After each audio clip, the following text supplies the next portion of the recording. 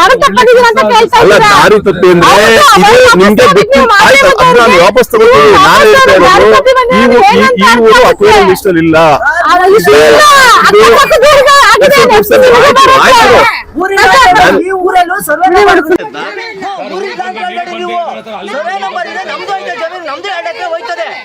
ನಮ್ದು ತಾತನು ಬೈರ್ಮಂಗ್ಲ ಪಂಚಾಯತಿ ಆಸ್ತಿ ಮಾಡ್ಬಿಡ್ದ ನಮ್ದೆಲ್ಲ ಹೋಗ್ಬಿಟ್ರೆ ನಾವೇನ್ ಮಾಡೋಣ? ನೀವು ಅರ್ಥ ಮಾಡ್ಕೋಬೇಕು.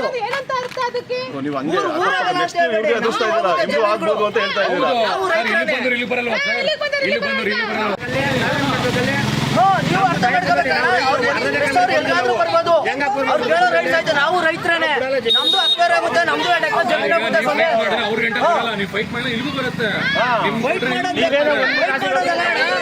ಎಲ್ಲರೂ ರೈತರೇನೆ, ರೈತರಿಲ್ಲ ಅಂತ ಯಾಕೆ ಹೇಳ್ಬೇಕು? ನಮ್ದು ಅರ್ಧ ಎಕರೆ ಕೆಮ್ಮೆ ಜಮೀನು ನಾವು ಬಿಡಲ್ಲ ಅಂತ ವಾದ ಮಾಡ್ತಾರೆ. ಈಗ ನೀವು ಇದನ್ನ ನಿಲ್ಸಿದ್ರೆ ನಿಮ್ಮ ಗಂಟೆ ಬರಲ್ಲ.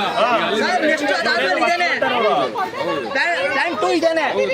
ನಮಗೂ ಗೊತ್ತು, ನಾವು ರೈತರೇನೆ, ನಾವು ಬೆಳಗಿಂದ ವ್ಯವಸಾಯ ಮಾಡಿ ಕಟ್ಟಿ ಸೊಪ್ಪು ಹಾಕಿ ಎಲ್ಲ ಬಂದಿದ್ದೀವಿ.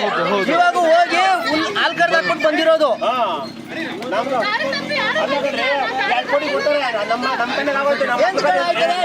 ಏನ್ ಮಾಡ್ಬೇಕು ನಾನು? ನಾವೇನೇ ಮಾಡೋಣ ನಾವು? 2 ಕೋಟಿ ಏನಾಯ್ತದೆ? 2 ಕೋಟಿಗೆ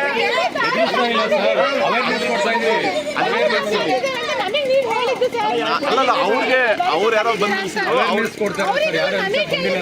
ಅವೇರ್ನೆಸ್ ಕೊಡಿ. ಅವೇರ್ನೆಸ್ ಮಾಡಿ ಹಂಗೆ ಹೇಳ್ತಾ ಇದ್ರು. ನಾವೆಂತ ಹೇಳ್ತಾ ಇರೋದು? ಹಕ್ಕುದೂರಲ್ಲಿ ಅಕ್ವೈರ್ ಆಗ್ತಾ ಇದೆ, ನಿಮ್ಗೆ ಏನ್ ಅನ್ಸುತ್ತೆ ಅಂತ ಕೇಳಿ.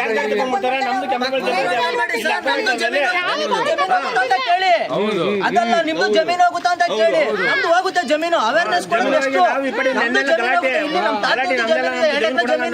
ನಮ್ದು ಹೋಗುತ್ತೆ, ಎಲ್ಲಾರ್ದು ಹೋಗುತ್ತೆ.